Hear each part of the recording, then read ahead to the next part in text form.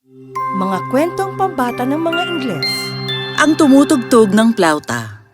Noong unang panahon, matagal na ang nakalipas sa isang kaharian, ay may isang hari at reyna na talagang mahal na mahal ang isa't isa. Namumuhay sila na masagana at masaya sa kanilang kastilyo. Ngunit isang araw, napagod na ang hari at nagsimulang hindi mapakali. Gusto niyang lumabas at makipagdigma upang subukin ang kanyang lakas. Alina, aking mahal, naaalala mo ba ang mga dakilang araw noong ako'y nakikipagdigma?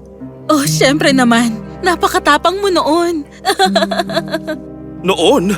Ibig sabihin iniisip mong hindi na ako matapang ngayon? Hindi ko sinabi yon, mahal ko. Sa palagay ko, ikaw ang pinakamatapang na mandirigma sa buong mundo.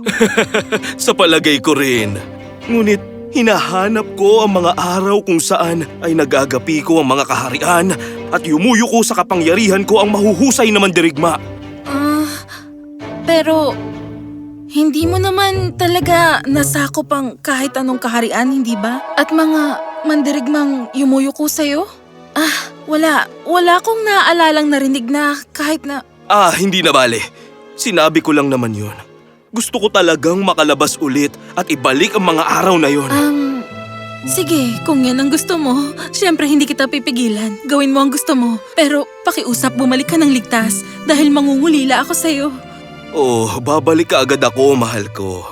Tinipon ng hari ang kanyang mga kawal at inutos na sila'y makipagdigma sa katabing kaharian. Narinig ko na isang malupit na hari ang namumuno sa lupaing yan. Igaganti natin ang mga tao sa kahariang yan at palalayain natin sila. Si Haring Brian at ang kanyang hukbo ay nakipaglaban sa malupit na hari ng buong tapang at husay. Ngunit sa huli, natalo si Haring Brian at siya at ang kanyang buong hukbo ay naging bihag sa kulungan ng malupit na hari. Doon, ang kawawang si Haring Brian ay nagutom at trinato ng napakasama. Ikinulong siya ng maraming araw at di nagtagal, ay naging napakapayat at mahina. Isang araw, nakakuha siya ng papel at panulat sa natutulog na bantay at sumulat sa kanyang reyna na si Alina. Aking reyna, nakulong ako sa piitan ng masamang hari. Pakiusap, dalhin mo lahat ng ginto, alahas at lahat ng kayamanan na pag-aari natin at iligtas mo ko sa paghihirap dito. Pakiusap, bilisan mo, mahal ko. Kinuha ng hari ang pulseras na itinago niya sa kanyang mga damit. Mayroon itong sagisag ng kanyang kaharian at makikilala ng kahit sino. Binalot nito ang pulsera sa sulat niya at itinapon mula sa butas ng pader. Sana may makakita nito. Tanging hiling ko lang ay di ito kalaban. Kumikinang ng husto ang pulseras. Kung kaya, naakit ang atensyon ng isang ibon. Lumapit ang munting ibon sa nakarolyo at pinulot nito ang pulseras. Lumipad ito sa mga lupain at sa wakas ay nagpahinga malapit sa lalaki na nakaupo at nagpapahinga sa may puno. Oh, kumusta? Ano tong bagay na dala mo dito? Pulseras? Oh, at may sagisag ito ng aming hari. Paano ito napunta dito? Isa siyang simple at tapat na tao at nagpasyang pumunta ng palasyo para ihatid ito. Nang makarating doon, dumiretso siya sa reyna. Aking reyna, nakita ko ito habang nasa labas ako ng kanayunan. Baka po mahalaga ito, kaya dinala ko sa inyo. Salamat, Ginoo. Umalis na ang lalaki at nang makaalis ito, nagmamadaling binasa ng reyna ang liham. Natalo sa digmaan? Binihag? O hindi, nakakulong ang mahal ko sa ibang kaharian. Oh, anong gagawin ko? Kung pupunta ako mag-isa sa palasyo ng masamang hari, baka kunin niya rin ako bilang bihag niya. At wala akong mapagkakatiwalaan na kung sino man ang aming yaman. Kaya, nag-isip ang reyna ng paraan para mailigtas ang kanyang mahal mula sa mga kamay ng masamang hari. Nang gabing yon, pinutol niya ang kanyang mahaba at magandang buhok at nagbihis ng isang maitim na balabal. Para na talaga akong isang lalaki. Sana'y mahulog ang masamang hari sa mga patibong ko. Dinala niya ang kanyang plauta at umalis ng walang ingay sa palasyo. Naglakad siya ng buong gabing yon at inasam na maayos ang lahat kinabukasan. Nang sumikat ang araw, nasa kaharian na siya ng masamang hari. Pumunta siya sa palasyo upang kausapin ito at sobrang kinakabahan ng makarating doon. Sino ka naman? At bakit ka nagpunta dito sa kaharian ko, ha? Kumusta po, kamahalan? Ako ay manlalakbay na tumutugtog ng plauta mula sa ibang lugar. Narinig ko kung gaano kayo kagaling. At nagpa siyang tugtugan ko kayo ng plauta ko. Oo? At sa palagay mo, napakagaling mong tumugtog para magustuhan ko? Nakakaawa ka naman! Pakiusap, hayaan yung tugtugan ko kayo ng kahit isang kanta. Pangako ko po na hindi pa kayo nakarinig ng kasing ganda ng pagtugtog ko. Mabuti kung ganon. Gawin mo ang gusto mo. Ngunit sinasabihan kita, bata, kapag di ko nagustuhan ang tugtog mo, itatapon din kita kasama ng ibang mga bihag na nakakulong.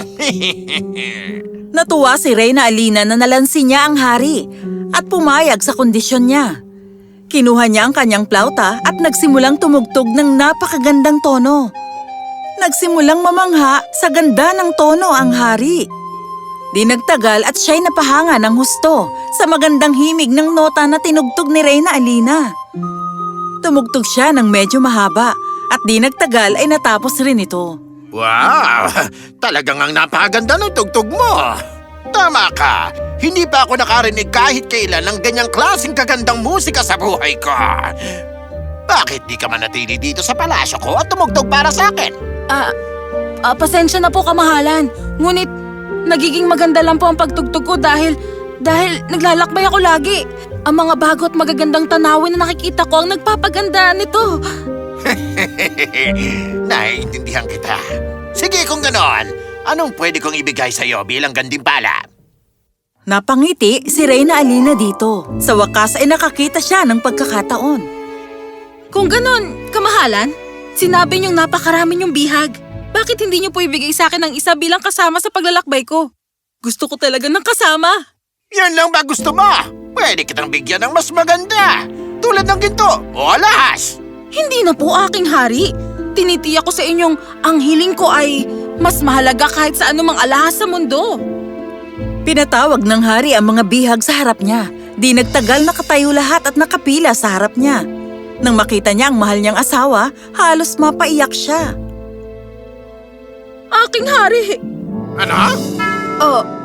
Sabi ko, siya po! Pinipili ko siya bilang aking makakasama. Kung ganon, pwede mo na siyang isama. At umalis na nga sa kaharian sina Reyna Alina at si Haring Brian. Naglakad sila ng maraming araw at gabi. Ngunit hindi nagpapakilala si Reyna Alina. Lagi siyang nagsasalita ng mahina at ang hari ay hindi naisip na ito ang babaeng mahal niya. Tinugtog niya ang flauta para sa hari habang pauwi ng kaharian.